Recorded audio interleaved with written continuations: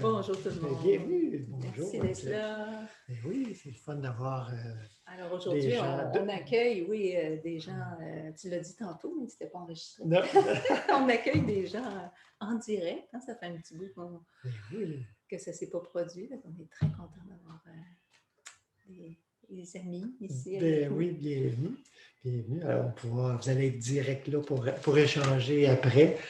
S'il y en a qui veulent, si vous êtes à distance et que vous voulez échanger après, vous allez pouvoir participer aussi. Ça ne sera pas parfait encore en tout cas pour cette fois-ci, puis peut-être la prochaine, je ne sais pas, parce qu'idéalement, il nous faudrait 2 caméras. Donc, une caméra par là, pour que tout le monde se sente ensemble. Pour l'échange je ne sais pas trop. En tout cas, après. j'ai pas eu le temps d'y réfléchir. J'ai pensé à ça hier. J'ai fait comme comment on va faire pour tout le monde échanger? Alors, on va voir. On se repose un instant, justement. Pas prendre sur nous toujours de trouver une solution à tout. Justement, on pourrait commencer avec un petit moment de repos. Oui. Juste prendre une bonne position, le dos bien allongé, sans rigidité, puis relâcher. Relâcher les tensions. La méditation, ce n'est pas une détente, mais c'est impossible de méditer sans être détendu. Alors, relâchons consciemment toutes les tensions. Tension du corps, tension mentale, émotionnelle.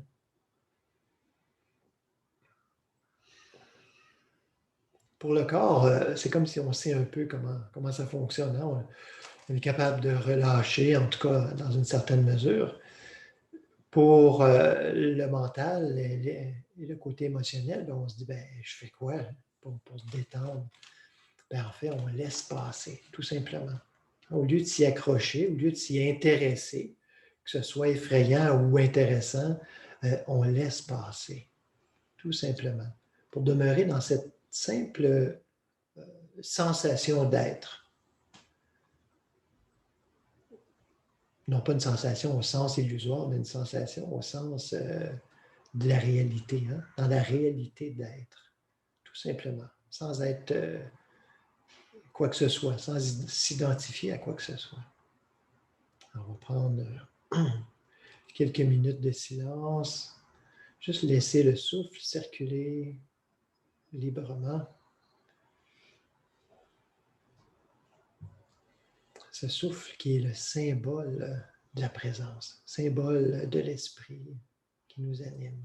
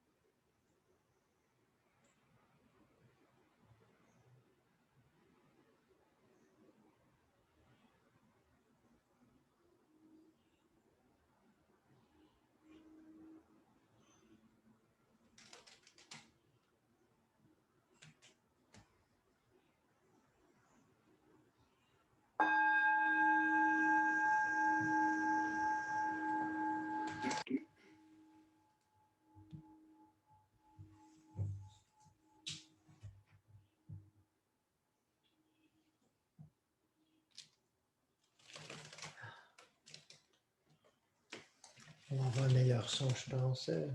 Tu pourras nous confirmer ça, Carole. Je n'avais pas mis le bon micro. Alors, le repos en Dieu. C'est un beau thème pour l'été. Hein, bienvenue à notre nouveau studio de Tahiti. On est à Montréal.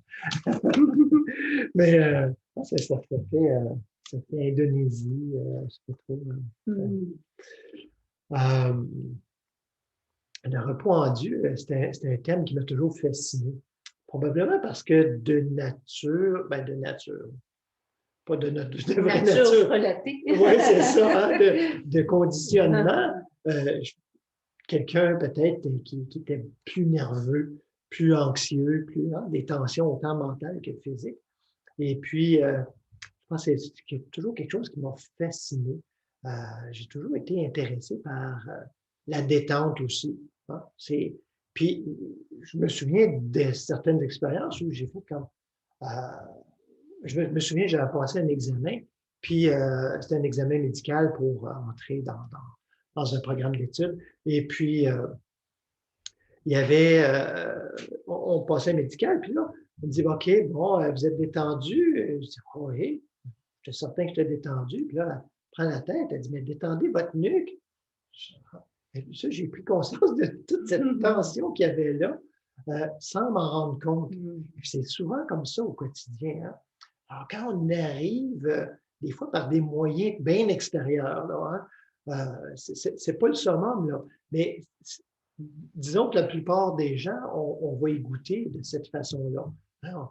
Un bon massage, on va au spa pendant 4 heures, là, on se laisse ramollir à chaleur, puis, ou quelque chose comme ça, là. D'un coup, on réalise que, ouf,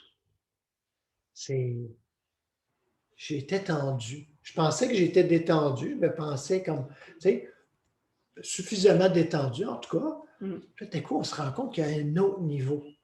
Puis, un autre niveau. Puis, plus on se détend, plus on s'enfonce là-dedans, dans le bon sens du terme. On réalise qu'il y a un autre niveau à ça, il y a un autre niveau, tout comme la méditation. En tout cas, pour moi, ça se ressemble beaucoup. C'est pas la même chose, mais ça se ressemble il y a toujours une couche plus profonde, plus profonde, où on arrive à se détendre. Donc, en tout cas, pour ma part, pour me préparer à cette rencontre, cette semaine, j'ai essayé de me détendre le plus possible. Vraiment. Ça a été ma préparation. Bon, ça ne m'a pas empêché de sortir 8 pages de citations bibliques, là. Mais quand même, je ne vais pas toutes vous les nommer, inquiétez-vous pas. Je pense que j'en parlerai même pas, en fait, mais ça m'a aidé, hein, juste de les regarder. Et puis 8 pages, là, c'est parce que j'ai été très sélectif. Il y en a plein sur le repos,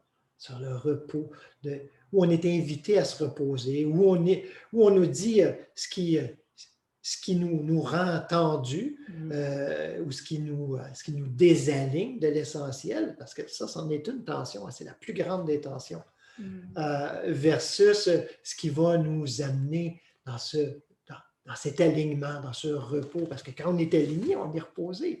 Quand on est aligné, là, quand on contacte la présence, là, ou en tout cas, c'est drôlement dit, hein, quand on contacte la présence. En fait, quand on réalise que la présence est là, parce qu'on ne la contacte pas dans le sens qu'elle n'était pas là, fait que tout à coup, consciemment, on s'en rend compte. Comment c'est reposant. Comment il n'y a rien de plus reposant que ça. Puis comment, ça on va y revenir, mais comment, tout à coup, pouf, c'est comme on s'oublie aussi. Parce que si on est trop là, c'est-à-dire le personnage, hein, ce à quoi on s'identifie, ben, il y a des tensions, invariablement. Il y a des inquiétudes, il y a des peurs, il y a des irritations, des colères, des désirs aussi. Hein? Ce n'est pas juste négatif, mais tout ce qui est je suis bien passionné. Ben, il y a une tension. On peut dire que c'est une tension, entre guillemets, on pourrait dire positive, mais spirituellement, ce n'est pas si positif que ça. parce qu'on ne laisse pas la place. Quand je suis passionné sur quelque chose, là, ça veut dire que je ne laisse plus la place au divin, à la spontanéité divine à arriver. C'est comme là, c'est ça, je ne vois plus rien d'autre. Où je m'identifie de sorte que si ce n'était pas là, je sentirais un vide, comme s'il y avait quelque chose d'éteint, comme si le feu que je suis, qui m'habite, dépend de cette activité, de cette source-là. Ouais, c'est plutôt d'attribuer, de se reposer encore une fois sur quelque chose qui est à l'extérieur. Même ce désir de Dieu qui peut devenir aussi...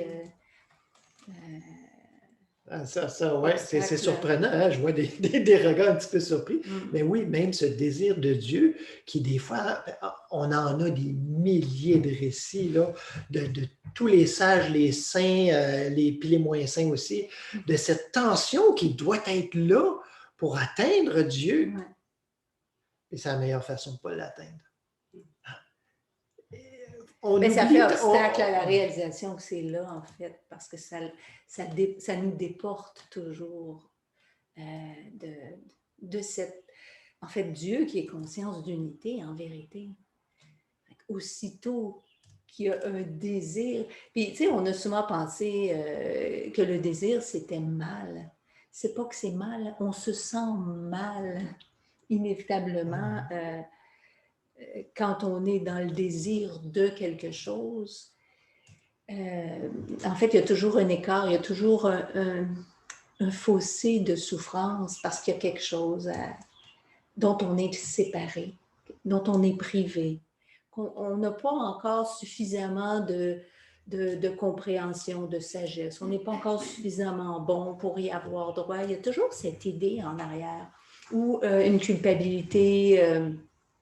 ce sentiment d'avoir commis une faute irréparable ou une faute qui fait que ça met un délai à l'accomplississement de quelque chose, à nos réconciliations, à nos retrouvailles. Oui. C'est indignité. Je ne suis pas présentable. Tu sais, on dit ça des fois, en tout cas, c'est une expression ici au Québec. Je ne suis pas présentable. Je ne suis pas prête, je ne suis pas assez bien pour que cette rencontre-là puisse se faire.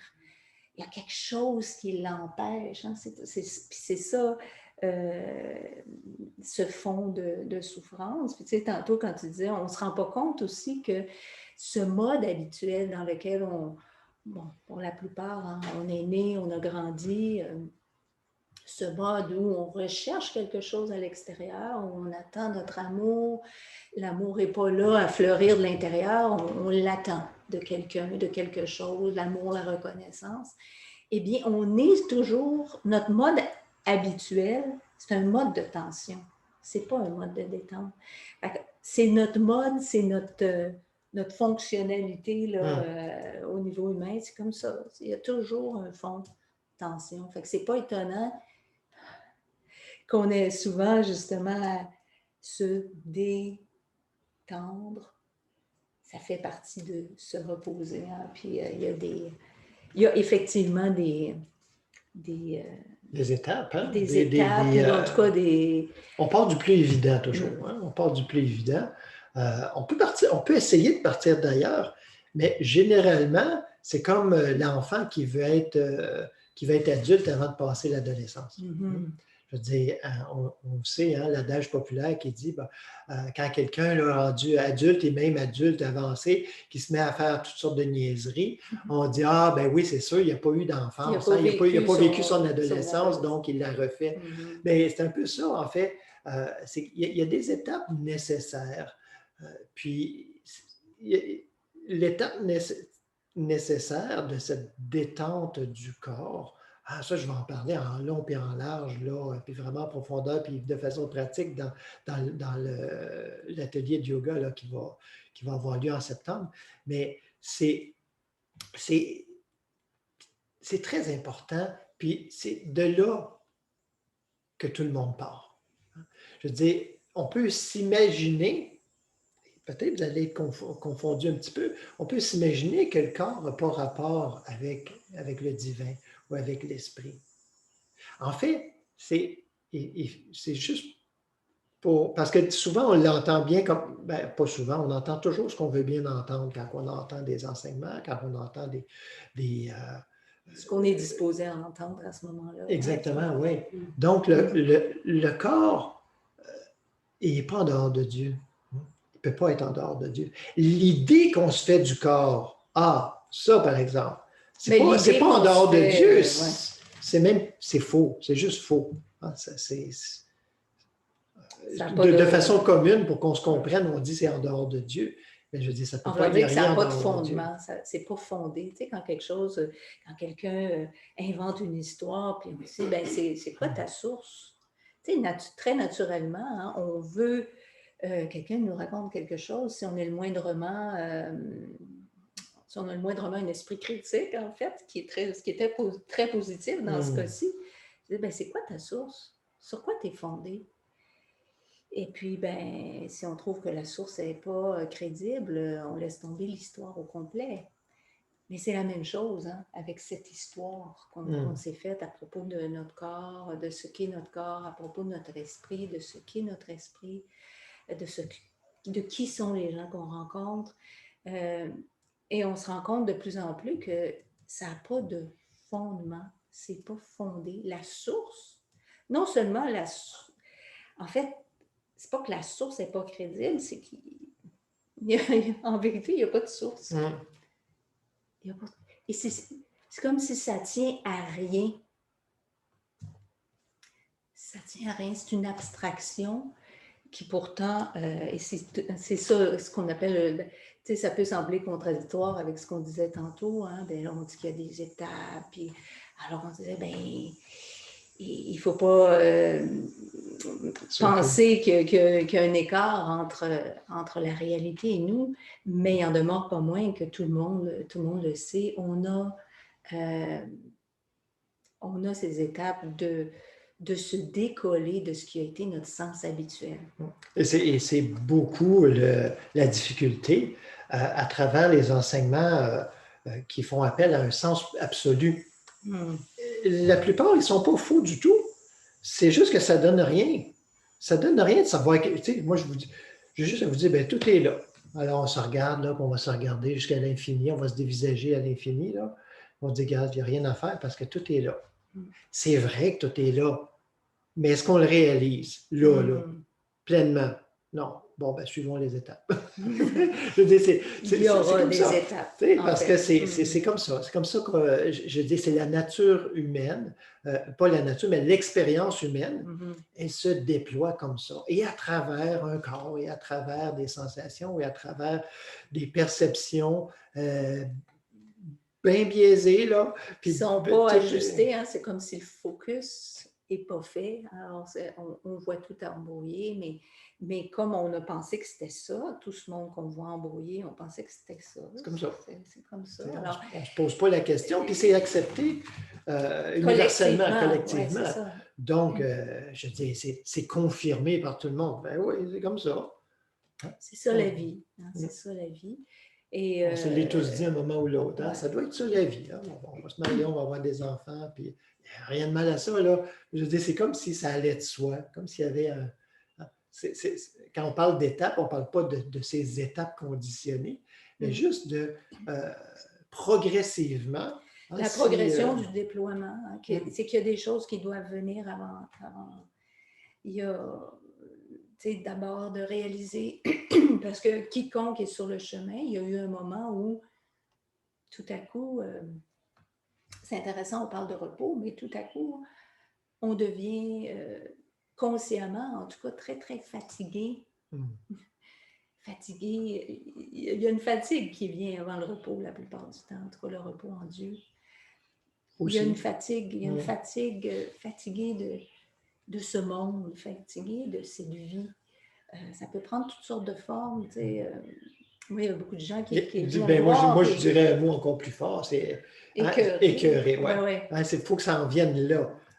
Oui, mais ça peut commencer par je suis tannée, je suis fatiguée, on ne sait pas trop pourquoi. Puis, ben, ici, dans notre monde, on appelle ça dépression, burn-out.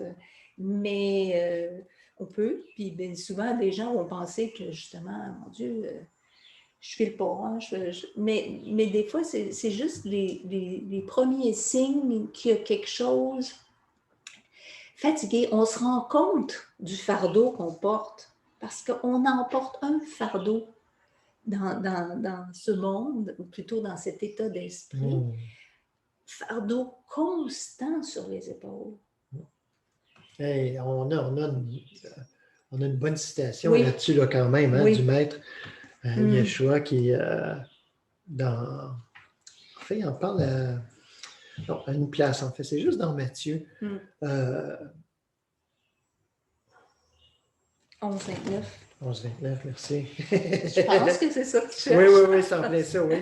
Oui. Okay. En fait, je vais lire le début à partir de 25 parce que c'est comme les chapitres que vous retrouvez dans votre Bible, c'était pas à l'origine, non? Hein? Je veux dire, il y a bien des affaires qui n'étaient pas à l'origine. Les titres des chapitres. Les titres séparés en chapitres puis en sous-chapitres, c'est-à-dire, puis avec des titres, mais c'est quand même pas des ignorants qui ont fait ça non plus. Alors, ceux qui l'ont fait, il y a souvent quelque chose, tu fais « Ah ouais, OK, ça a du sens. » Puis ce passage-là fait partie de tout petit sous-chapitre qui est intitulé « Le Père révélé par le Fils ». Alors, c'est Matthieu 11, 25 à 30. En ce temps-là, Yeshua dit « Je te célèbre, Père, Seigneur du ciel et de la terre, parce que tu as caché ces choses aux sages et aux gens intelligents, et que tu les as révélées aux tout petits. Oui, Père, parce que tel a été ton bon plaisir. Tout m'a été remis par mon Père, et personne ne connaît le Fils, sinon le Père. Personne non plus ne connaît le Père, sinon le Fils, et celui à qui le Fils décide de le révéler. Et il poursuit en disant, « Venez à moi. » Vous voyez, là, ça met un contexte un peu. Là. « Venez à moi, vous tous qui peinez sous la charge. Hein, » peiner dans le sens de travailler. Hein, okay. On veut. « Venez à moi, vous tous qui peinez sous la charge. Moi, je vous donnerai le repos. À moi. » On peut enlever le moi. En grec, il n'y a pas de moi, c'est je. Je vous donnerai le repos. On peut mettre je avec J majuscule. Je vous donnera le repos.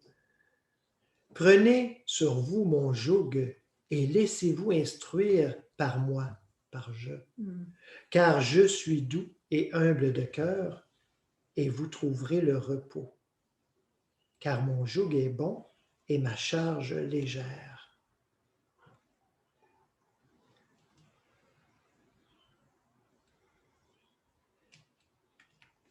Vous l'avez sûrement entendu déjà, là, ce passage-là. C'est un passage très connu qu'on se plaît à méditer. Peut-être qu'on ne le médite pas. Il n'y a aucune parole qu'on a médité suffisamment, de toute façon. Hein?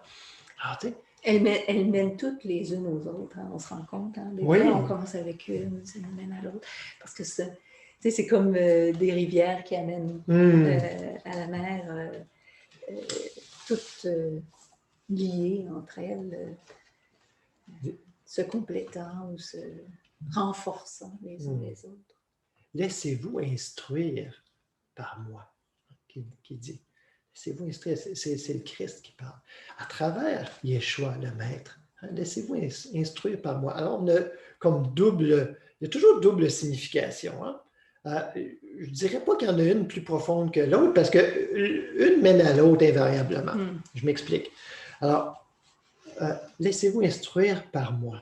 Alors, commençons par le côté le plus mystique. Laissez-vous instruire par je. Où c'est qu'on le trouve, ce je-là?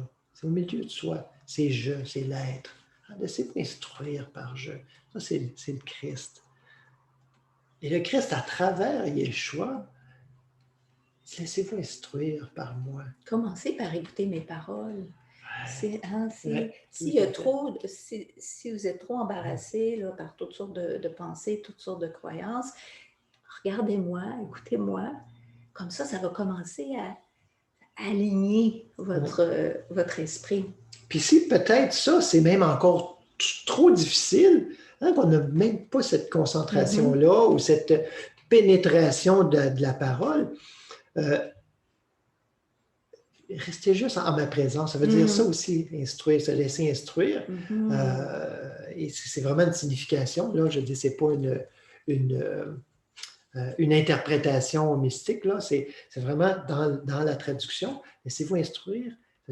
Restez en contact avec moi, restez proche. Là. Ouais. Hein? Comme on le voit en Orient, c'est très fréquent. Hein? Il y a beaucoup en Extrême-Orient, il y a beaucoup de maîtres comme ça, où les gens, puis des maîtres qui ont, encore actuellement, qui n'ont pas tant d'enseignements que ça. En fait, des fois même, on leur reproche, mais c'est la présence. Et il y a un mouvement, et c'est ces gens-là qui sont attirés vers, c'est des gens qui n'en veulent pas nécessairement des règles ou des enseignements ou des choses à réfléchir. Ils veulent juste baigner dans la présence, juste baigner dans la présence. Alors, mais ça aussi, on peut le faire à travers le maître Yeshua. Les maîtres, là, ils sont éternels. Là. Je veux dire, ils ne sont pas disparus. De toute façon, il n'y a personne qui va disparaître, qu'on soit maître ou non. Mais eux, c'est que la conscience demeure. Et si on en parle encore aujourd'hui, c'est parce que la conscience demeure encore aujourd'hui. Donc, que ce soit ce maître-là ou un autre maître, hein, ça n'a pas... je dis, nous, on parle de ce maître-là parce que c'est notre maître, mais ça pourrait être un autre maître, mais juste... Ou tantôt, demeurer dans la présence. Ouais. On le voit, peut-être certaines d'entre vous l'avaient vécu dans un passé catholique, cette fameuse adoration eucharistique. Hein, je ne sais pas si vous vous souvenez ce que c'est ou si peut-être vous n'avez même aucune idée. C'est quand on sort l'ostensoir, c'est une grosse affaire dorée, là, où on met un gros hostie, parce que dans la tradition catholique, on croit que quand c'est consacré, quand le pain, l'hostie est consacré, que c'est la présence réelle du Christ. Donc, et de juste être là en présence. Bon, qu'on croit à ça ou non, là, je vous dirais, ce n'est pas ça mon point, là, pas du tout. C'est vraiment pas. Mais c'est de dire, je suis là, je suis assis en présence de. Juste comme ça. Comme on est assis ensemble avec notre amoureux, notre amoureuse, puis de longue date, puis qu'on s'aime encore, là, puis qu'on n'a pas besoin de parler, là, qu'on est juste bien là, comme ça ensemble. Juste être là. C'est ça aussi, se laisser instruire. Vous voyez? Donc, il y a ça, il y en a pour tout le monde. Ça, c'est ceux qui aiment cette présence plus, j'allais dire corporelle, mais une présence plus sentie. Il y a quelque chose de plus dévotionnel, plus attaché. Je ne sais pas comment le dire, en tout cas, plus en lien avec le maître lui-même. Il y en a d'autres que on est plus au niveau de la tête. Peut-être justement par rapport aux enseignements, pas la tête dans le sens conditionné, mais plus dans la compréhension, la sagesse, la compréhension qui devient sagesse. Ah oui, alors là, ça va être, on va mâcher les paroles. C'est juste une autre voix. Oui. Hein? Ou d'autres, ça va être plus vraiment être au service. Il y a plein de voix, il y a plein de voix différentes, mais qui sont une dans le fond. Parce qu'on ne peut pas adopter une voie puis rejeter les autres. C'est sûr qu'on est à côté, parce que là, on vient séparer. Ça me rappelle la parole, je pense, c'est de Jacques, hein, qui dit, vous dites que vous aimez Dieu, mais vous haïssez votre frère, celui qui était votre voisin, ben, vous êtes des menteurs. Donc, hein, on ne peut pas juste être dans un concept non plus. Et c'est ça aussi, faire confiance à l'esprit. Peut-être que cette voix-là, elle ne me parle pas, elle ne me dit rien. Peut-être que j'ai l'impression de l'extérieur que c'est plus du folklore, mais qu'est-ce qu'on sait de ce qui se passe à l'intérieur d'un individu? Qu'est-ce qu'on sait de ce qui est en train de se travailler à travers cette forme-là? Alors, c'est ça aussi, hein, l'humilité, de dire, ben, je laisse l'esprit travailler. Se reposer en Dieu, ben ça, c'en est un aspect. Mais juste avant, peut-être par rapport à l'instruction, je dis de se laisser instruire, Mais qu'est-ce qu'on apprend là-dedans? Mm. Qu'est-ce qu'on apprend? Là? Je ne vais pas vous donner des citations là, de l'enseignement de Yeshua. Vous en connaissez plein, puis on en partage régulièrement, mais juste, mais qu'est-ce qu'on apprend là, hein, dans nos mots comme ça? Ah, ben, on apprend à reconnaître que la perfection, elle est là, puis elle est divine, elle est de Dieu. Donc, c'est pas moi qui va amener la perfection. Hein? Je n'ai pas à tout régler, là, puis à voir est-ce que tout soit fait selon ce que moi, je perçois comme étant parfait. La perfection, elle est divine, puis elle est là, elle était là avant moi, puis elle va être là Ça, après moi. c'est des voies de repos, hein? Puis il y en a peut-être une qui nous parle plus parce qu'on a des tendances, des tendances qu'on a développées toujours sur cette base de tension, qu'il faut arriver à quelque chose, que nous, on a quelque chose à compléter, à réaliser, à accomplir. Hein? Alors, c'est intéressant de voir ça aussi. Comment, des fois, en trame de fond, il y a quelque chose qui domine dans ce qu'on recherche. Il y en a, ils recherchent la perfection, mais ils ne la recherchent pas en Dieu. Ils vont tenter de la faire. Par eux-mêmes. Par eux-mêmes. Alors, et en plus, puis là, on est poli en disant on essaye de la faire, mais souvent, ceux qui sont de cette tendance plus perfectionniste, un conditionnement, là, hein, c'est pas... c'est un substitut d'une réalité. Hein, on essaie de l'imposer. Alors ça, puis ça, c'est pas mal plus la réalité qu'on va reconnaître si on est de cette trame-là. On n'essaie pas juste de l'amener, la perfection, on essaie de l'imposer à tout le monde autour. De réformer le monde, de le rendre parfait. Et juste à le nommer, c'est lourd. Juste de penser, je vais essayer de parfaire le monde. C'est pas reposant. Non, c'est ça. Toute une charge. C'est ça que ça nous apprend à laisser. Ça nous apprend à laisser, à reconnaître que je ne suis pas indispensable. Ah, ça, c'est une autre voie aussi. Ouais, que je ne suis pas indispensable. Le monde va continuer à tourner. Puis si je ne suis pas là, si je ne suis pas là pour tout le monde, là, je ne suis pas Dieu. Parce qu'en arrière de ça, là, j'ose dire, c'est grave. Parce qu'en arrière de ça, quand on se sent indispensable, c'est qu'on se prend pour Dieu. C'est littéralement ça. Ou en tout cas, on nie qu'il y a Dieu. Hein? D'une façon peut-être un petit peu moins dure à entendre. Ouais. On nie qu'il y a Dieu. Et c'est indispensable. Ben oui, c'est intéressant parce que c'est pas un repos d'abord pour nous qui entrons dans cette croyance-là que je suis indispensable. C'est pas de tout repos parce que là, on est toujours à l'affût. Qui a besoin? Il faut que je sois là pour les besoins des autres. Et de la même façon, on alimente la croyance pour les autres que leurs besoins, ils vont être satisfaits par quelqu'un à l'extérieur. Donc, par là même, on barre aussi la possibilité qu'ont les gens de découvrir ce réel, cette source qui subvient, qui pourvoit, qui peut prendre bien sûr que ça vient par un ou par un autre, mais le problème, c'est quand une telle personne est indispensable dans ma vie, elle s'est rendue indispensable, il y a l'idée, mais si elle n'est plus là, qu'est-ce qui va m'arriver? Oh, il y a toute une anxiété. Dépendant, mais pas de Dieu. Ouais, comme c'est la dépendance à avoir, en fait, hein, être dépendant de Dieu. Mettez-vous sous mon joug, c'est ça, hein? Ouais. Totalement, là. Laissez-vous, attelez-vous à moi, là, puis laissez-vous conduire, là. Restez avec moi, restez. Fait que oui, effectivement, cette idée qu'on est indispensable, c'est toutes des choses à reconnaître et à laisser pour entrer dans le repos.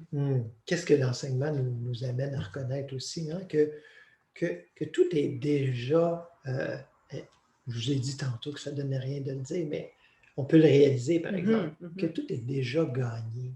Je n'ai pas besoin de performer, hein? Je n'ai pas besoin de mériter. Dans le fond, c'est une question de mérite à la mesure de mes accomplissements. C'est pas ça qui va m'amener. Gagner une valeur. Une valeur aux yeux des autres, aux yeux du divin aussi, évidemment. C'est pas de même, ça ne marche pas en tout. Et aux yeux de soi-même, tu sais, de jamais... les gens vont certainement, on peut se reconnaître, on n'en fait jamais assez. C'est jamais assez. C'est jamais assez. Hein, c'est comme la carotte, mais on l'atteint jamais. Oui, OK, ben oui, ça c'était bien, là, mais non, c'est pas assez. Tu sais, c'est jamais, on le voit, hein, c'est jamais satisfaisant. Ça remplit jamais sa fonction de nous donner une valeur C'est parce stable, qu'on se solide. définit par la valeur de nos accomplissements, Mhm. et que la valeur qu'on attribue à nos accomplissements, parce qu'ils n'ont pas une véritable valeur. Mhm. Donc, mais on donne la valeur là, donc on est toujours aussi sorti, déporté de soi. Puis on se rend compte à mesure qu'une chose est accomplie, ah ouais, mais c'est pas ça. C'était pas ça finalement. C'est d'autres choses. C'est ça. Puis si on n'est pas en capacité, on n'a pas la capacité, pour une raison ou pour une autre, d'accomplir quelque chose ou que c'est pas assez wow, on va agripper quelqu'un, hein, dans le sens de Ouais. ah, ça c'est mon ami, Ça va être notre trophée. c'est notre trophée. Alors, ça devient notre. Hey, Hey, lui je ou t'aimais elle, là. avec lui. Puis Ah oui, hein, lui, du il a name l'affaire. dropping, là, vous connaissez ça, là. C'est quand les gens qui parlent, là, puis ils sont en train de parler, puis ah oui, quand j'ai rencontré un tel, ou ah oui, j'ai fait telle chose avec un tel, des célébrités ou des gens, tu sais, Des gens qui ont une renommée. Donc, sentir qu'on a de l'importance parce qu'on est associé à des gens qui ont de l'importance. Mais voyez-vous comment, mettez-vous à mon joug, attelez-vous à ce qui est la seule importance. Puis, vous n'aurez pas besoin d'une renommée. Je vous ai nommé. Vous n'avez pas besoin d'être renommé par qui que ce soit. Je vous ai donné un nom. Il est écrit dans le ciel. Réjouissez-vous de ça. Réjouissez-vous. Ouais. Ça nous apprend à réaliser aussi, les enseignements, qu'on est réellement, authentiquement unique. On n'est pas. Ça aussi, des fois, hein, on a l'impression, on entre dans quelque chose, des fois, un petit peu intellectuellement, dans quelque chose de plus absolu. Là, on est tous un, tout ça, là, c'est comme si c'est pas confortable nécessairement. C'est souvent, ça nous amène à une certaine confusion aussi. Et toutes des choses qui ne sont pas reposantes, là, hein, et ça nous amène aussi dans cette peur de perdre notre identité. Oui. Le personnage, là, ça, c'est pas grave, si on le perd. C'est épeurant pareil, puis c'est peut-être pas reposant pour un temps. Mais quand on commence à découvrir notre réelle identité, parce qu'il y en a une, alors c'est justement ça, on réalise qu'on est authentiquement unique. Vraiment, vraiment. Il n'y a pas... Comme j'ai deux index, mais de deux mains différentes. C'est pas pareil, là. Je veux dire, on ferait une analyse, là, ça se ressemble, là. Ils ont sensiblement, on dirait, la même fonction, mais c'est pas singulier. Ils sont pas pareils. Alors, chacun, on a cette unicité-là. Et ça, c'est pas reposant quand on essaie par nous-mêmes. Toujours, il faut se démarquer. Quand c'est ça qui est en arrière, là, comme un impératif, il faut que je me démarque. Parce que sinon, je me perds, je me confonds dans la masse. Alors, on voit... On se démarque humainement. Et ça, c'est pas reposant parce que... Ni pour soi, ni pour les autres. Ben non. Non. Mais tu sais, toujours avoir peur d'être assimilé. Hein, ça va entraîner cette peur-là d'être assimilé, d'être un mouton. Puis là, ben, ça peut aussi faire entrave, hein, quand on entre avec un enseignement, puis de suite, même si il peut y avoir une rebuffade aussi, hein, des fois, de suivre un enseignement, là, on a l'impression qu'on est un mouton parmi les moutons, puis c'est difficile. Mais il faut accepter que c'est difficile un temps jusqu'à ce qu'on devienne conscient qu'on est un, puis qu'on n'a plus besoin de se démarquer pour être l'unique, le spécial. On est un avec l'unique spécial. C'est pas spécial, c'est ça, mais tu sais, c'est ça, où ça vient assouvir ce désir-là de se démarquer parce qu'on est avec ce qui n'a pas d'égal, ce qui est incomparable. Et on est l'expression unique de ça. Hein? Oui, unique, individuel. c'est l'aspect indivisible qui diffère de notre expérience humaine, où moi, j'ai à me démarquer des autres. Et là, ça nous met toujours dans un rapport de comparaison. Et ça, c'est pas reposant. Ouais. Alors que, voyez-vous, ce grand attelage, mais pas, on a l'impression que c'est un attelage, hein, on est prisonnier. Non, cet attelage dans le sens, on est de cette même lignée, là, il y a une orchestration, là, il y a une fluidité, là, il y a une harmonie entre tout ce qui se reconnaît de l'un. Mais c'est ça. On le voit, hein, un attelage de chien de traîneau, là. Si vous nous écoutez, vous êtes en France, vous avez sûrement, vous connaissez probablement ça plus que nous même. Oui.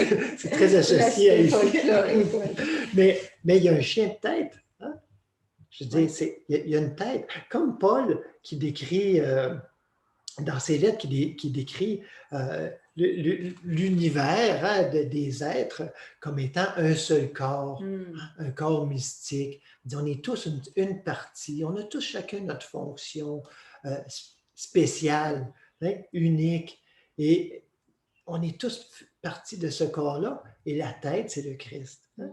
La tête. Mais ça, c'est reposant parce que si on prend justement ton image de chien de traîneau, puis qu'il y en a un qui s'en va dans cette direction-là, l'autre par là, wow! Puis c'est ça qu'on vit dans notre monde, dans cet état d'esprit humain où on pense qu'on a à se démarquer les uns des autres, qu'on a certains ont un but à atteindre, puis un but qui va à l'encontre du but que l'autre a atteint, qui se confrontent même, un au détriment de l'autre. Alors là, c'est pas reposant parce que c'est... Puis là, qui je suis dans tout ce... Qui je suis, oui, bien sûr, mais qui je suis, qu'est-ce que je suis? Puis là, il faut prendre parti. Puis là, il y en a qui sont d'un bord, il y en a qui sont de l'autre. Oh, c'est pas reposant. Non. L'enseignement du maître nous apprend aussi qu'on n'a pas besoin de tout savoir. Hein? L'intelligence divine est là. Au moment où on en a besoin, si on apprend à s'y syntoniser, on n'a pas besoin de tout savoir déjà. Ou de tout retenir. Oui, hein? Ben oui, hein, beaucoup. Oh mon Dieu, ça. Puis, tu sais, des fois, quand on entend un enseignement ou on lit quelque chose, puis là, écoute, il faut que je prenne des notes, je vais oublier ça. Ben, c'est pas que c'est inutile de prendre des notes, ou c'est quelque chose que je fais beaucoup, mais c'est vraiment un exercice que j'ai fait beaucoup au début, encore aujourd'hui, mais surtout au début, pour m'imprégner de carrément cette nouvelle façon de voir les choses. C'était tellement différent de ce à quoi j'étais habituée et que là, oui, j'avais l'impression que j'allais le perdre, puis il faut que je le retienne, puis j'écris, puis je me relis, puis c'est pas inutile, c'est absolument pas inutile. Mais plus ça va, comme tu en parlais au début, il y a une détente qui se fait de plus en plus profonde. Puis j'écris encore, mais il n'y a pas de tension, c'est pas par peur de perdre ou d'oublier. C'est des pures inspirations qui sont là, puis c'est assez cool. C'est juste. C'est ça. Il n'y a pas la tension. Ouais, il n'y a pas la c'est pas il n'y a pas l'accumulation, mais c'est un écoulement plutôt. Ouais. Ah, vous voyez, c'est toute une différence. Et ça nous apprend aussi, l'enseignement du maître nous apprend qu'on n'a pas besoin d'avoir un plan A, B, C, D, E, F, G. Là, Des fois, on dit, tu as un plan B. Mais il y en a qui ont des plans A, B, C, D, E, F, G. Mais tu sais, jamais de coincer. Là, fait que si arrive telle affaire, c'est pas grave, j'ai telle affaire. Si arrive telle affaire, fait qu'on prévoit là, comme bien des déclinaisons. Là. Puis, parce que on cherche à éviter la souffrance. Mais vous voyez bien, par soi-même encore. Toujours par soi-même. Alors, pas besoin de ça. Je n'ai pas besoin de goûter à tout non plus, tout le temps. Hein? Je n'ai pas besoin de... Je manquerai de rien. Là, si cet atelier-là, ouais, mais c'est ça. Voyez-vous la tension hein, que nous nous imposons à vivre dans ce mode-là où puis à tenir tous ces plans-là, puis à voir, OK, toujours surveiller nos arrières. Hein? Et se reposer dans l'infinité de possibilités, non pas d'évitement de la souffrance, mais d'expression de l'harmonie. C'est de la beauté. Aussi, cette créativité-là. Mille et une expressions. Puis celle-là, ben, j'ai pas besoin, en fait, de m'attacher à aucune forme quand de plus en plus je me reconnais avec la source. Hein, c'est pour ça qu'on remonte de plus en plus vers la source pour se reconnaître avec cette conscience de laquelle émergent toutes les formes. Alors, puisque cette forme vient de je qui est au centre de moi, pourquoi m'attacher à une forme en particulier alors qu'il y en a une infinité qui s'écoule, qui peut s'écouler à chaque moment, une nouvelle? Et au bon moment, la bonne. La pertinente, l'adaptée, l'intelligence divine. Ben oui, c'est hein, on fractionne tout ça, là. Ben, je dis, mais tout ça, ça fonctionne ensemble. Là, hein. Je dis, vous voyez, là, je vois dans vos yeux qu'il y a plein de combinaisons qui se font aussi. Hein. Ben oui, mais c'est normal, c'est parce qu'on n'est pas juste un aspect. Hein. Et je n'ai pas besoin de tout connaître, dans le sens que si jamais j'ai un problème de mécanique, puis ça donne que je n'ai pas appris la mécanique, on ne s'inquiète pas parce qu'on sait qu'il y a quelqu'un quelque part qui a appris la mécanique. Il y a quelqu'un, une conscience individuelle par laquelle ces principes-là de mécanique s'écoulent, parce que c'est comme ça que ça s'exprime pour cette personne ou ces personnes-là. Alors, et c'est là, quand on sent, plus on sent qu'on est d'un même corps, bien, ici, il y a un besoin de mécanique. Le besoin n'a même pas le temps de se faire sentir qu'il y a ce doigt-là qui vient amener la touche qui était nécessaire. Alors, on devient... C'est comme l'histoire de deux filles là, qui ont resté poignées d'une côte à un moment donné, là, puis quelqu'un est arrivé de même. Oh oui! On fait référence à une histoire qui implique deux personnes qui sont ici. Et des fois, dans les moments où on se sent justement le plus mal prise, c'est là, ça devrait être pour nous un signal. Oh, il est temps que je me repose. Il est temps que je me repose dans le champ de l'infini, de toutes ces possibilités. Et ce champ de complémentarité, c'est qu'on devient en lien avec toutes les possibilités, tous ceux par qui, par exemple, la solution peut venir en apparence, mais on le sait très bien, puis ça avait été reconnu lors de cet incident-là, c'était justement un problème de voiture et tout, bien, la personne très appropriée pour la situation s'est présentée de façon totalement surprenante. Puis je suis persuadée que vous en avez des histoires comme ça aussi, chacun de vous. Hein, des fois, on ne les a même pas remarquées, par exemple. Non, mais tu sais, d'apprendre, même pour la plus petite chose. Oh mon Dieu, attends, j'ai pas... il y a quelqu'un qui vient tantôt, puis j'ai même pas rien à lui servir. Puis là, on s'arrête. Tu sais, des fois, on a l'impression que Dieu, le divin, la conscience d'unité, agit pas dans des banalités comme ça. C'est pas présent. Ça, il faut que je m'en occupe, par exemple. Ça, ce petit détail-là. Non! Et ça, moi, en tout cas, ça m'a été démontré tellement de fois que ça commence à rentrer. Mais c'est là qu'on vit les miracles au quotidien. Là. Ouais. Cette humilité, parce que se déposer, c'est aussi se reposer, c'est aussi se déposer. Puis,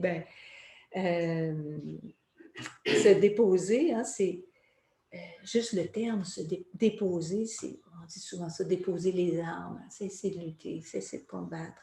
Puis, je suis intéressée de voir, je m'intéresse aux mots, bon, c'est quelque chose qui est là. Puis, déposer, hein, c'est se défaire d'une attitude, d'un sentiment, quitter, en fait, comme étant à charge. Quitter une charge ou une dignité. Une dignité, ça veut dire une fonction, un titre, une grandeur.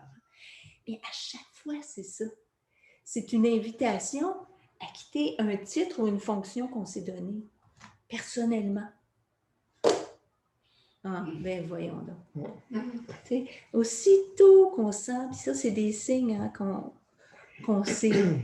On ne sait pas, tu sais, des fois, on arrive à un point où on dit, moi, en tout cas, ça m'est arrivé, on dit, écoute, je démissionne. Ben oui, c'est ça. Je démissionne de la fonction que je m'étais donnée, du titre, de la grandeur que je m'étais donnée. Et je démissionne. Ça, c'est excellent. C'est là on dépose nos certificats, nos titres, tout ce qu'on sait, tout ça de quoi on s'est affublé, là, comme ça, c'est ma fonction. Ça, c'est. Il faut que je sois. Ben, tu peux continuer. Ben oui, En fait, c'est ça. On apprend aussi que la lutte, elle est inutile. Hein? Ben, ça, on le sait. Hein? Vous savez, combien de fois on est revenu avec hein, ne résistez pas au malin, cette fameuse parole. Hein? Ne résistez pas à l'adversité. Ne résistez pas. Pourquoi? Puis, on a besoin de le réentendre. En tout cas, moi j'ai toujours besoin de le réentendre, donc je le répète. Pourquoi? Parce qu'on donne corps à ça et on vient polariser. Hein? Je dis, du moment qu'il y a une résistance, ça veut dire qu'on résiste à quelque chose. Alors, il y a quelque chose qui résiste à quelque chose. On polarise. Alors, il y a deux. Alors, moi, je suis le bien qui est menacé par le mal. Là, on est c'est effectivement dans le monde des polarités. Puis, accorde-toi avec ton adversaire. Oh, il y a. OK. Au-delà des polarités, il y a un point de jonction, hein, ce fameux joug, ce fameux attelage. Il y a un point où on est tous attelés à la même. Dans un même corps, dans un même but, dans une même direction. Va là. Va là. Et pourquoi la lutte est inutile? Hein? Ben, je dis, on peut même le raisonner humainement. Puis ça me rappelle la fameuse parole, je crois que c'est de Gamaliel avec les disciples, là, je pense dans les Actes des Apôtres. En tout cas, je ne retiens pas là, les passages exacts, là, mais je me souviens très bien où il dit, parce que là, on dit, bah oui, mais là il agite tout le monde, là, puis là, il y en a qui vont se mettre à croire à ce Jésus-là, puis là, ça menace. C'est ça, ça menace notre troupeau, là, tu sais, je veux dire, ils vont s'en aller. Ça, c'est pas un même attelage, hein. On voit déjà qu'il y a des attelages avec des visées.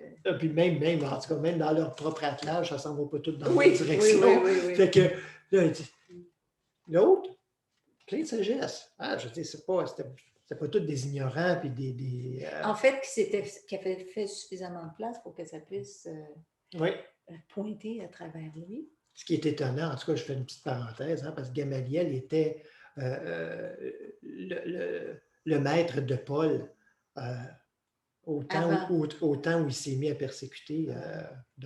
Saül de Tarse. C'est que, en tout cas, fin de la parenthèse. Mais donc, cette parole-là, c'est le conseil s'énerve avec ça, puis tout ça, puis lui, il dit, écoutez, là, si ce mouvement-là, si cet enseignement-là, c'est de Dieu, là, on ne pourra rien faire. Si c'est Dieu, on ne peut pas l'arrêter, on ne peut pas je veux dire, Dieu est plus grand que tout, il n'y a que Dieu. Donc, si c'est de Dieu, on ne pourra rien faire. Puis si ce n'est pas de Dieu, ben, ça va passer. Ça va disparaître. Hein? Wow! Hey, j'aime ça, j'explique tout ça. J'aime ça, cette parole-là. Hein? Si c'est de Dieu, on ne peut rien faire. Puis ça va continuer. Si ce n'est pas de Dieu, ça va beaucoup, hein? Faire un petit fade-out, là, ça va diminuer, puis ça va disparaître.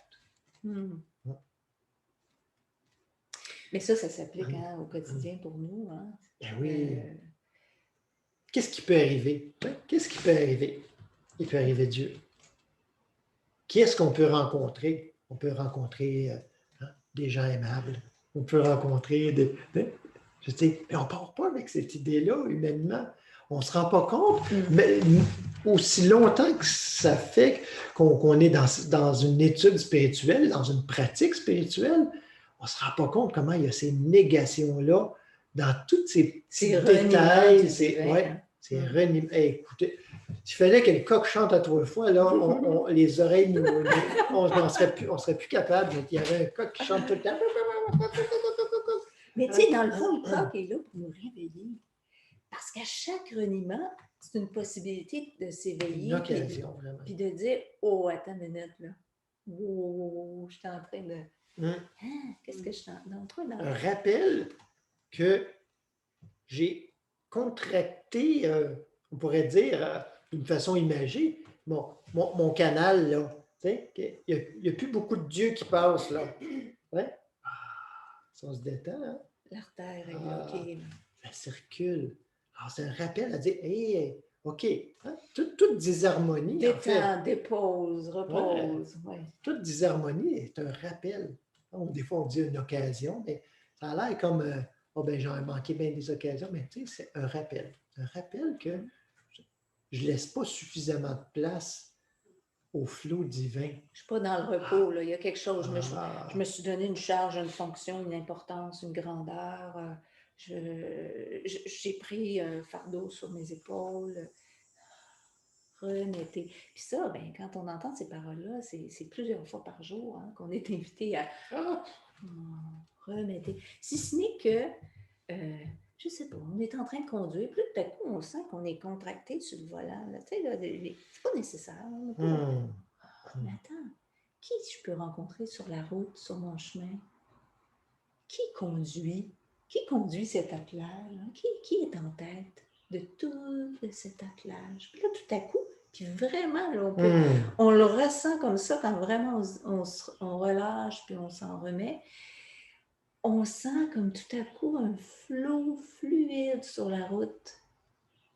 Ce qui nous apparaissait chaotique il y a 5 minutes, tout à coup, on dirait que tout le monde est à sa place, tout à coup. Puis là, à ce moment-là, on pourrait se dire, hein, on l'entend, là, on entend l'histoire, là, la mise en scène, on dit, oh mon Dieu, hey, je vais me reposer, ça, quand ça va être, quand je vais le mettre en pratique, quand ça va arriver, là, je vais être, ben pas nécessairement. Hein, c'est étrange à dire, hein? Pas nécessairement, parce que il y a encore un mix de conscience, pas individuelle, mais personnelle, hein, du personnage qui est là, qui fait, ça va bien. J'aurais aimé ça, il me semble, mais comme, tu sais, un petit peu de chiolage, un petit peu de... Ça va être nono, là, hein? Mais remarquez bien, là, ça, là, pas dans cette situation-là, mais pour d'autres choses, là, comment c'est pas nécessairement accueilli avec plein soulagement. Ouais. Des fois, là, en tout cas, moi, je me rends compte, dans mon expérience, des fois, je fais comme... C'est comme si c'était même pas agréable au sens humain. C'est comme, OK, oui, il y a un soulagement, puis il y a quelque chose d'heureux, d'harmonieux qui se passe, mais le personnage, il y aurait aimé ça, me semble, un petit peu de bataille, là, tu sais. C'est comme... alors, l'harmonie devient décevante. C'est vous ce que je veux dire? C'est fou de même. C'est fou, c'est vraiment fou, là. Puis moi, je me rends compte quand ça arrive, je fais que c'est donc bien niaiseux. On a de la misère à laisser aller quelque chose parce qu'on voudrait donc être justifié, qu'on a raison là-dedans. Là, OK, je vais le lâcher, là. Quand je vais avoir raison, là, je vais être prête à le lâcher, là, après. Mais... c'est fou comme ça. Fait qu'on se rend compte aussi, bien, à travers toutes ces paroles écrites, qui convergent mais aussi toutes ces paroles vivantes qu'on a à travers les enseignants, les enseignantes, à travers... On est le premier, hein, là-dedans. On est l'expert de notre... on est le premier expert de notre expérience. Hein? Donc, c'est à travers cet enseignement-là qui nous est révélé. Oui, OK.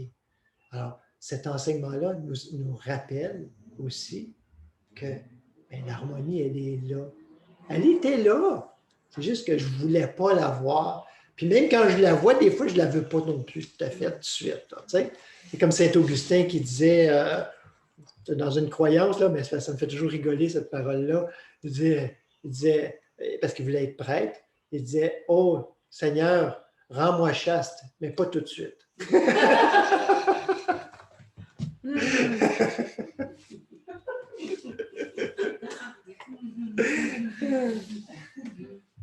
Oui, il y avait c'est ça, peut-être pas saisi aussi cette profondeur de chasteté. Oui, il l'avait saisi, puis il n'était pas prêt non plus Je veux dire, parce que la chasteté, c'est beaucoup plus que la... Ben, beaucoup plus, en tout cas, C'est c'est d'un plus autre profond que la bord. continence, là. Hein? C'est pas de dire de ne pas avoir de sexualité, mais en tout cas, on embarquera là-dedans une autre fois. C'est un bon sujet, Ouais, cette fois. ouais. Ouais, sur... ouais. Mais les idées qu'on se fait aussi, Mm. des choses. Mm.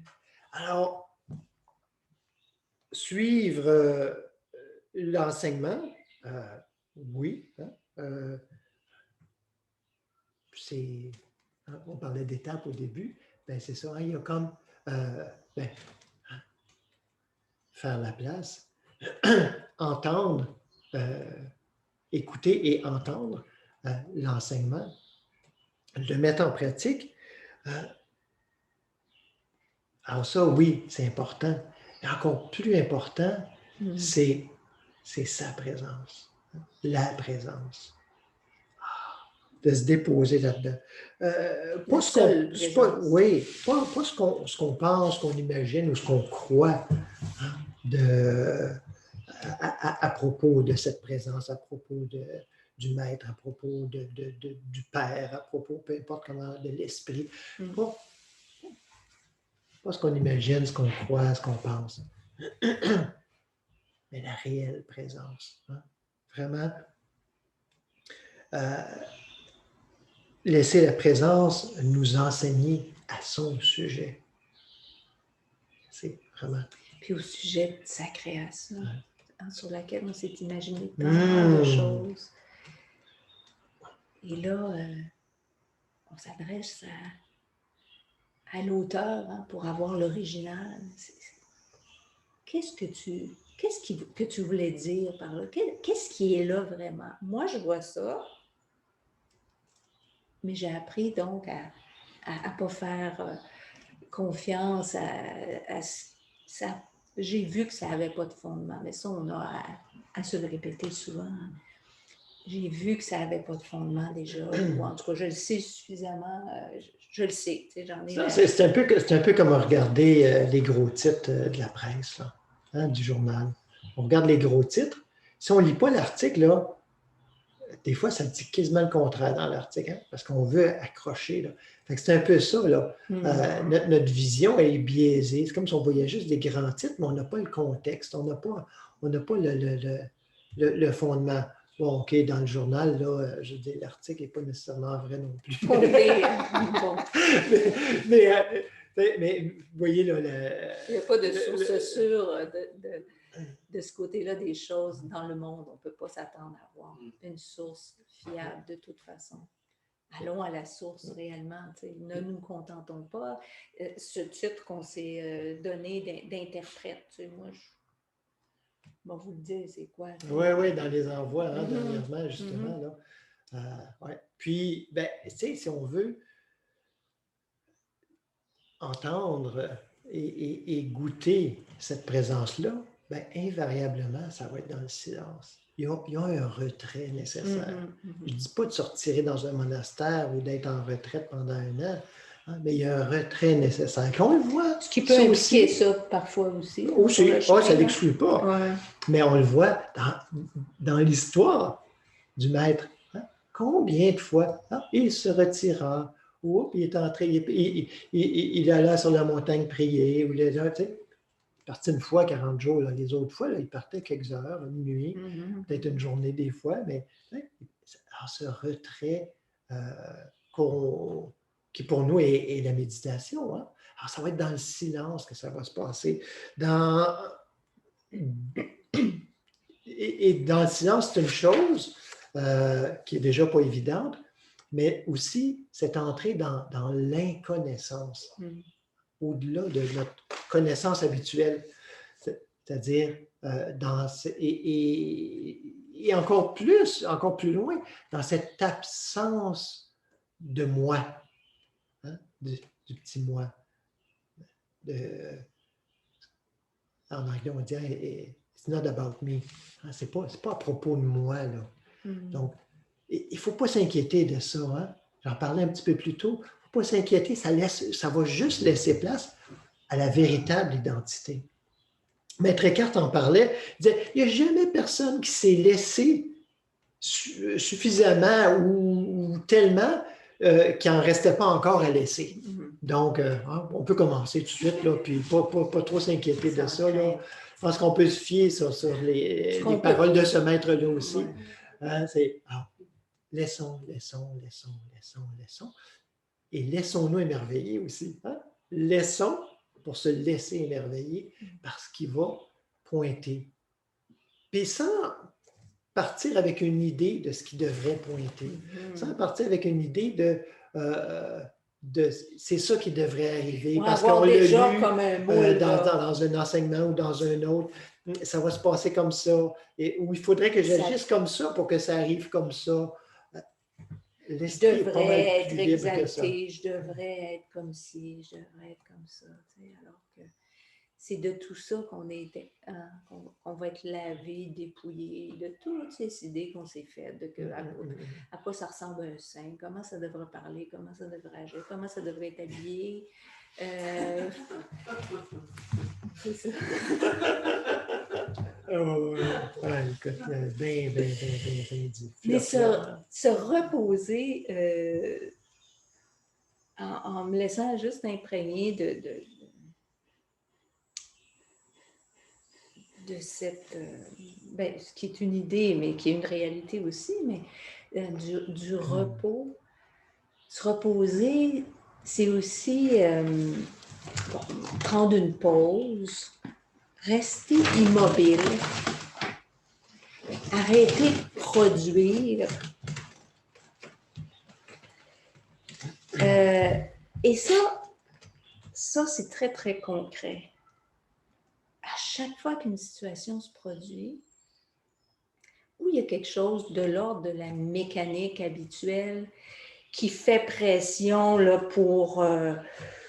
par exemple, on en parlait un petit peu tantôt, on fait face à une difficulté, ce qui nous apparaît comme une difficulté, puis là, il y a une pression intérieure à « il faut que je trouve une solution, il faut agir, il faut faire quelque chose ».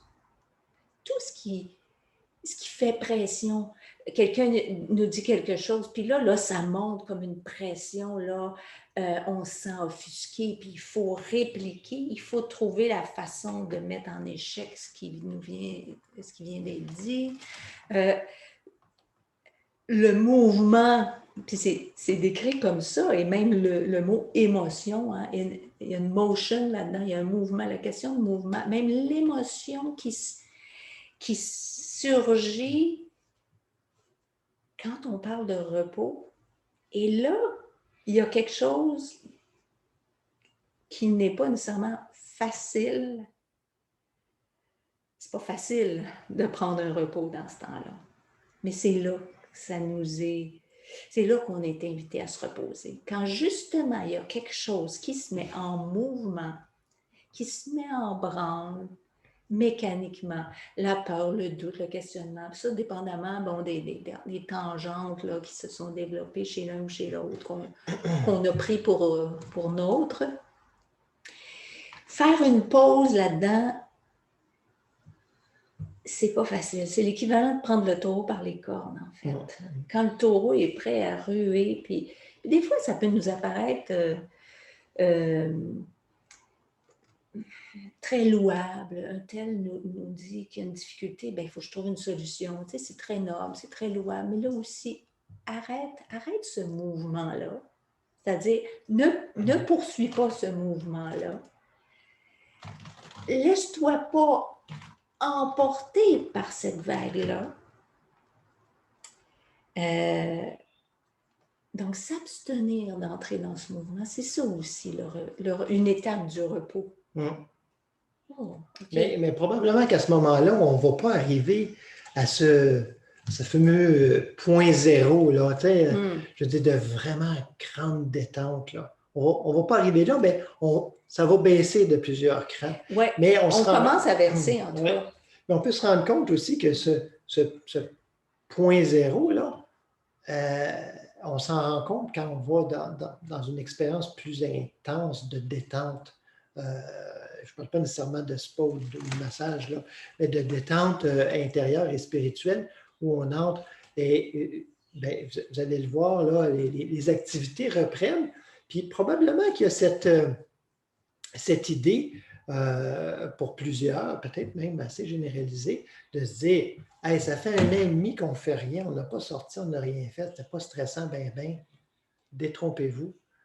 Il y a un immense stress derrière tout ça, là, auquel la plupart, inconsciemment, on s'est habitué.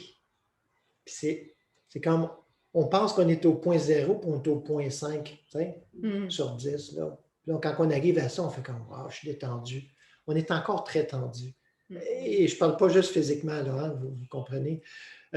Donc, je pense que ces moments de retrait, qui sont la méditation, mais aussi de retraite ou de quelque chose d'un petit peu plus substantiel, là, prolongé, est nécessaire. Et en fait, même, on n'a pas besoin de la pandémie pour ça. Là. Je pense que tout le monde qui a participé à des retraites de façon régulière, c'est-à-dire peut-être 1 fois par année, 2 fois par année, vous le voyez comment que quand ça arrive, on fait comme ouf, c'est comme ça redonne un souffle pour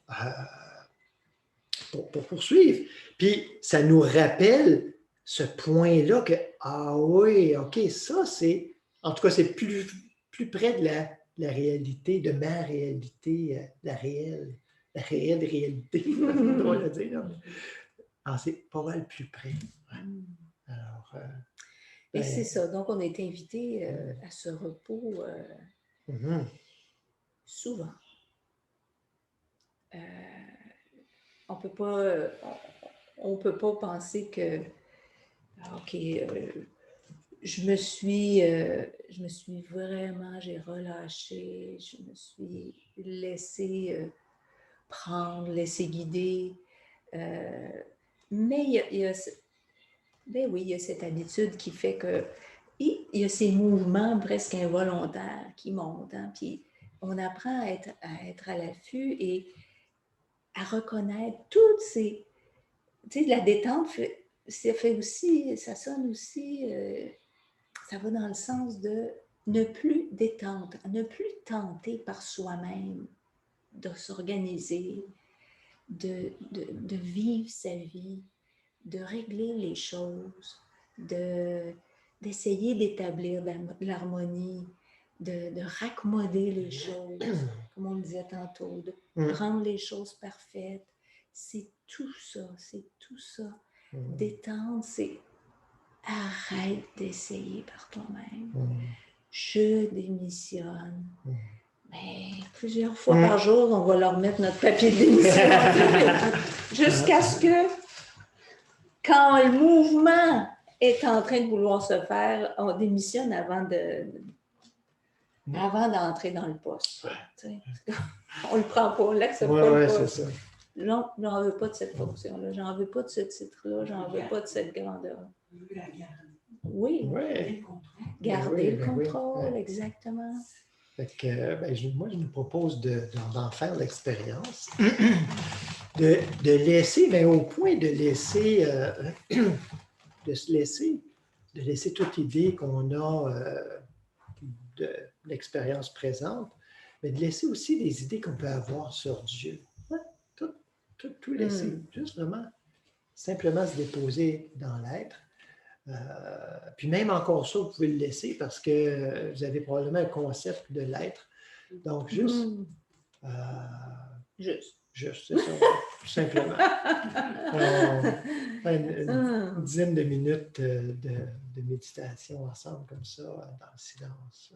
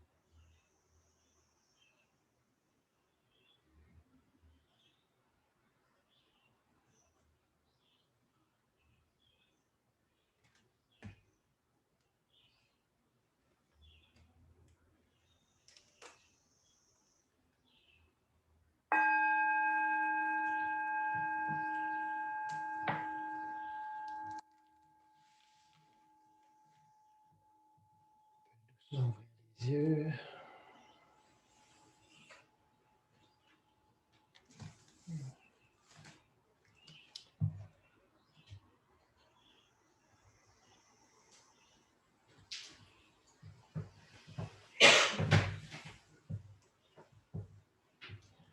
Merci, merci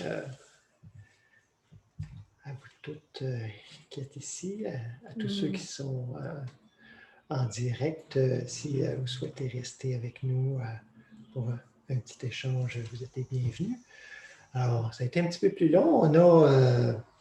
Généralement, on finit un petit peu plus tôt parce qu'on se donne le temps pour l'échange. Là, les rencontres sont moins régulières. On est en mode été. Alors, si vous voulez être au courant des